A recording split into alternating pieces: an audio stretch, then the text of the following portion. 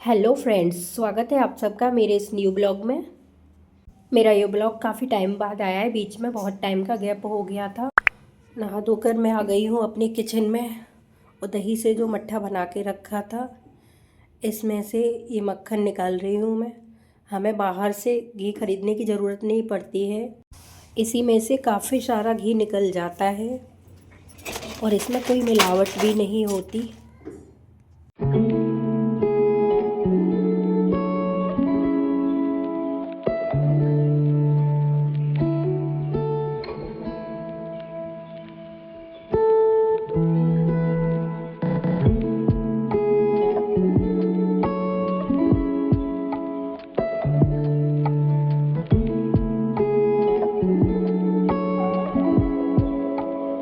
तो फ्रेंड्स, आज है संडे और जिस दिन संडे होता है मेरे बच्चे सब लोग घर पे होते हैं, तो मैं उनकी पसंद का ही कुछ बनाती हूँ। जैसे आज मैं बना रही हूँ कढ़ी चावल। जो भी बच्चे बोलते हैं छोले चावल, कढ़ी चावल, राजमा, उनकी पसंद से ही बनता है। मैं उनसे ही पूछ लेती हूँ क्या खाना है, मुझे बता दो, तो वही बनाती हूँ मैं। ये कढ़ी में डालने के लिए पकौड़े बनकर तैयार हो गए हैं। बच्चे ज़्यादातर पकौड़े वाली कढ़ी ही खाना पसंद करते हैं। अक्सर हम सबके बच्चों में कुछ एक आदतें ऐसी होती हैं जो हमें हंसने पर मजबूर कर देती हैं। जैसे कि मेरा बेटा कढ़ी में से पकोड़े निकाल के अलग कर देता है, पकोड़े कभी खाता ही नहीं। बातों ही बातों में कढ़ाई काफ़ी गर्म हो गई, धुआं निकल रहा है। किचन में धुआं हो रहा था इसलिए एग्जॉस्ट चला दिया है। धुआं कम से कम बाहर तो निकल जाएगा। कढ़ी के लिए पकोड़े भी बनके तैयार हो चुके हैं। अब मैं लगाऊंगी इसमें तड़का। तड़के के लिए जीरा डाला मैंने, इसमें 2-4 दाने मेथी के डाले, सूखी लाल मिर्च। 2-4 दाने मेथी के डालने से फ्लेवर काफ़ी अच्छा आता है और कढ़ी टेस्टी लगती है। कढ़ी का कलर देखने में काफ़ी अच्छा लग रहा है और खुशबू भी काफ़ी अच्छी आ रही है। अब ये तो खाने के बाद ही पता चलेगा ये बनी कैसी है। कढ़ी बन चुकी है। अब मैं बनाऊंगी चावल। चावल अच्छे से धो लिए मैंने। कुछ साबुत गरम मसाले लेंगे, इनसे चावल में खुशबू काफ़ी अच्छी आती है। और भी मटर का सीज़न है तो हम लेडीज़ ज़्यादातर सब्जियों में, चावल में, हर चीज़ में मटर को डालते ही डालते हैं, क्योंकि मटर से टेस्ट बढ़ जाता है। और मैंने कुछ सामान ऑर्डर किया था तो ये मेरा पार्सल आ चुका है। ऑनलाइन जब हम लोग शॉपिंग करते हैं तो भले ही उसका पैसा देते हैं, लेकिन जब ये डिलीवरी बॉय हमारा सामान लेके आते हैं तो ऐसे खुशी होती है जैसे कि फ्री का गिफ्ट मिल रहा हो। ये वापस आ गई हूँ मैं किचन में। अब मैं बनाऊँगी अपने लिए बाजरे की रोटी। बाजरे की रोटी वैसे तो चूल्हे पर ही ज़्यादा अच्छी बनती है, पर मेरे हस्बैंड और बच्चे कम ही खाते हैं, इसलिए मैंने गैस पे ही बना ली। और आज रोटी काफ़ी गोल भी बनी है, वैसे इतनी अच्छी मेरे से बनती नहीं है। सारा खाना मेरा बनके तैयार हो चुका है। कढ़ी चावल, बाजरे की रोटी, गेहूँ की रोटी। और ये मैं प्लेट लगा के लेकर जाऊंगी छत पर, क्योंकि सर्दियों में धूप में बैठकर खाना खाने में जो मज़ा आता है वो कहीं भी नहीं है। ये छत पर मैं आ गई हूँ। मुझे कभी कभार ही छत पर आकर धूप लेने का मौका मिलता है। यहाँ से 1 किलोमीटर की दूरी पर लखनऊ एक्सप्रेस वे है, जो यहाँ छत पर से मुझे साफ दिखाई देता है। छत से वापस मैं आ गई हूँ पार्लर पे और ये मेरी पहली कस्टमर है, एक क्यूट सी प्यारी सी बच्ची।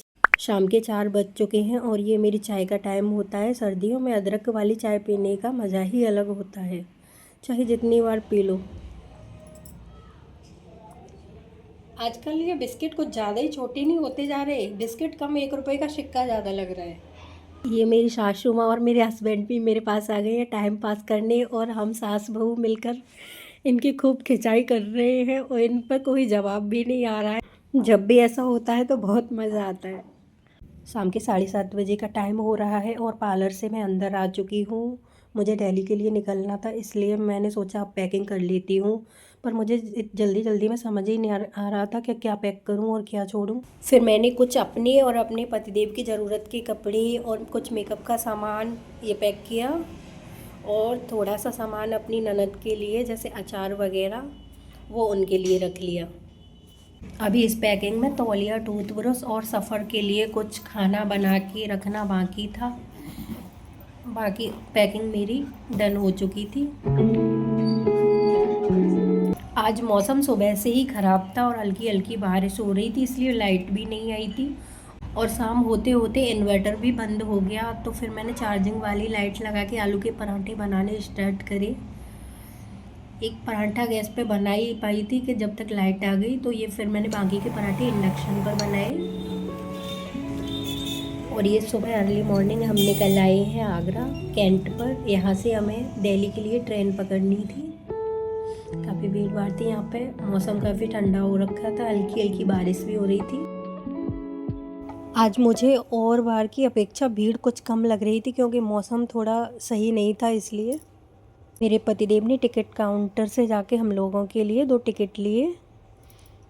टिकट लेने के बाद मैंने इंक्वायरी काउंटर पर जाकर पता किया तो हमारी ट्रेन 2 घंटे बाद आने वाली थी। हम लोग जब घर पे होते हैं तो समय का पता ही नहीं चलता, पूरा दिन कब निकल जाता है, और यहाँ पर 2 घंटे काटना भी बहुत मुश्किल लग रहा था। अब कुछ भी हो, 2 घंटे का इंतज़ार तो करना ही था। आज मुझे रेलवे स्टेशन पर भीड़ काफ़ी कम दिख रही थी। वैसे यहाँ पे मैं आती हूँ तो ये फुल भरा हुआ होता है, बैठने के लिए जगह भी नहीं मिलती, लेकिन आज सिटिंग एरिया में काफ़ी सारा खाली ही था। कुछ भी करके जैसे तैसे 2 घंटे काटे, फ़ोन वगैरह देखा, फाइनली ट्रेन आ गई और फिर हम उसमें बैठ गए। अंदर काफ़ी भीड़ भाड़ थी। समोसे चाय नबी 20 रुपए नगद समोसे समोसे जाओ क्या तो दासो इस बाबू को तो सेटिंग चली गई, छोड़ के कोई बात नहीं। तुम ज्यादा स्मार्ट लग रहे हो, स्मार्ट आदमी की सेटिंग बस। और इस तरह हंसते मुस्कुराते हुए हमारा सफ़र पूरा हुआ और हम आ चुके थे निज़ामुद्दीन रेलवे स्टेशन दिल्ली। अब यहाँ से हमको जाना था मेरी ननद के घर पे, और ये आ चुके थे हम अपनी ननद के घर पे। सफ़र करके हम लोग इतना थक चुके थे कि ये तो आते ही सीधे बेड पे लेट गए और मैं आरू को देख रही थी।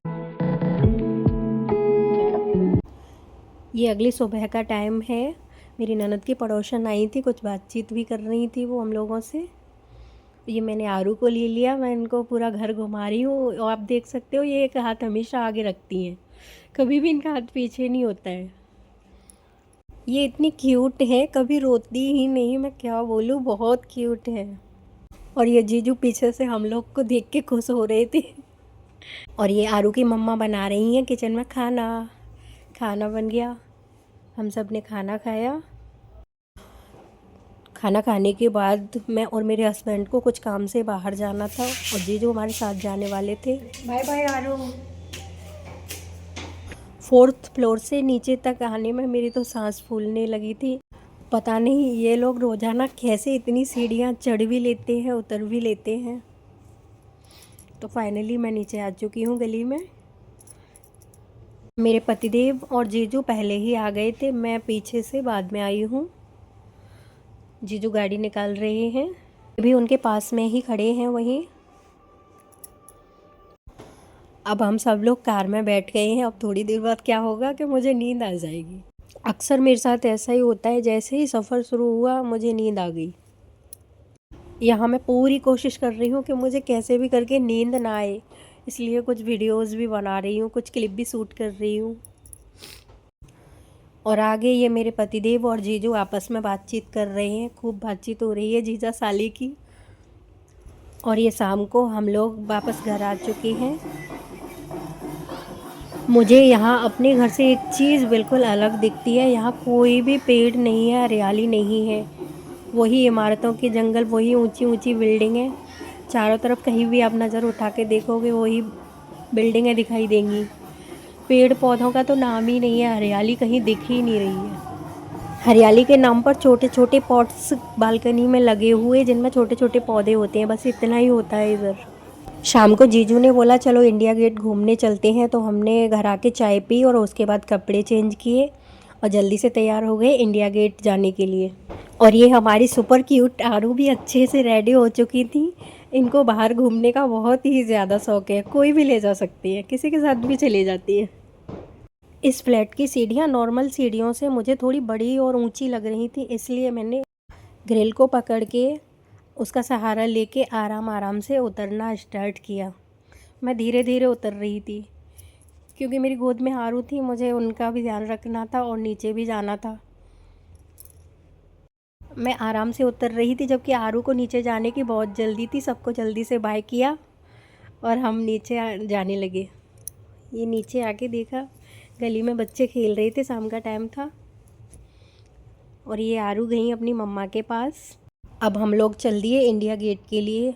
वैसे एक बात तो है, शाम का सफ़र करना कुछ ज़्यादा ही अच्छा लगता है। दिन में सफ़र करो तो अलग बात होती है, लेकिन शाम को सफ़र करो, हल्का अंधेरा होने लगे तो रोड पे लाइटें वगैरह जल जाती हैं, उनसे सारी बिल्डिंगें, सारा सफ़र खूबसूरत लगने लगता है।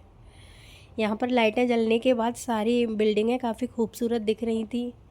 जैसे ही इंडिया गेट थोड़ा सा दिखा, मेरे भांजे ने बोला मामी इसकी वीडियो बना लो, देखो इंडिया गेट दिख रहा है।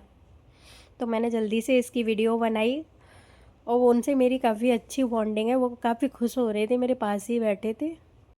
आजकल के बच्चे काफ़ी स्मार्ट हो गए हैं। मैंने बोला रौनक सबको हाय करो, तो उन्होंने सबसे पहले अपने बाल सही किए, देखो देखो, उसके बाद सबको हाय करेंगे। वहाँ पे एक और फनी मोमेंट, मेरे हस्बैंड पीछे फ़ोटो ले रहे थे। मैंने बोला मैं आपको वीडियो में ले रही हूँ, फिर देखना। जल्दी से उन्होंने मफलर अपना सही किया, हटा लिया। ये अब हम जा रहे थे इंडिया गेट में अंदर की तरफ, और ये 26 जनवरी अभी निकल के गई है 2-3 दिन पहले। तो यहाँ काफ़ी अच्छी डेकोरेशन हो चुकी थी, तिरंगे के कलर की लाइटें भी लगी हुई थी, जो दिखने में काफ़ी सुंदर दिख रही थी। यहाँ मौसम भी बहुत अच्छा हो रहा था, ना ज़्यादा सर्दी और ना ज़्यादा गर्मी। ऐसे मौसम में घूमने का एक अलग ही मज़ा आता है, कितना भी घूम लो मन ही नहीं भरता। यहाँ पर बहुत सारे फूलों के पेड़ पौधे लगे हुए थे, पर मैंने देखा कुछ लोग इनमें से फूल और पौधों को खींच के तोड़ रहे थे। क्या ये करना ज़रूरी है? इनकी खूबसूरती को बिगाड़ना अच्छी बात है? कम से कम ऐसा तो नहीं करना चाहिए। इतने ऊंचे इंडिया गेट के सामने घूमते हुए मुझे ऐसा लग रहा था जैसे मैं कोई कबूतर हूँ। सारा कुछ घूम घाम के अब मैं बैठ गई थी एक जगह पे, और ये ले रही थी टाइम पास वाली सेल्फियाँ, जो कि एक नॉर्मल सी बात है, सब लोग ही लेते हैं। अब हमारे लौटने का टाइम हो चुका था, घर के लिए हमें लौटना था। तो धीरे धीरे हम लोग निकल रहे थे, और ये यहीं का स्टाफ जो शाम के टाइम पे बैडमिंटन खेल रहे थे, ये भाई बहन बातचीत करते हुए आगे चल रहे थे और हम लोग इनके पीछे पीछे चल रहे थे। यहाँ रोड पर इतनी ज़्यादा गाड़ियाँ चल रही थी कि रोड क्रॉस करने में थोड़ा सा टाइम तो लगता है। रोड क्रॉस करके हम वापस आ चुके थे कार के पास। जीजू कार पार्किंग से निकालने के लिए जा रहे थे, और ये कार पार्किंग से निकालने के बाद वहाँ से हम निकले। यहाँ दिल्ली की कचौड़ी काफ़ी मशहूर है, और यहाँ रोड साइड पर बहुत ही ज़्यादा कचौड़ी वाले मिलते हैं। हम लोग ने यहाँ से कचौड़ी खाई। मेरे हस्बैंड का मन नहीं था तो उन्होंने नहीं खाई, बाकी सब लोग ने कचौड़ी खाई। और कचौड़ी काफ़ी टेस्टी थी, इसकी सब्ज़ी तो बहुत ही ज़्यादा टेस्टी थी, और गर्मा गर्म खाने में रात के टाइम में ये अच्छी भी लग रही थी। घर वापस आके रात के खाने में मैंने बनाई दम आलू की सब्ज़ी और मूंग की दाल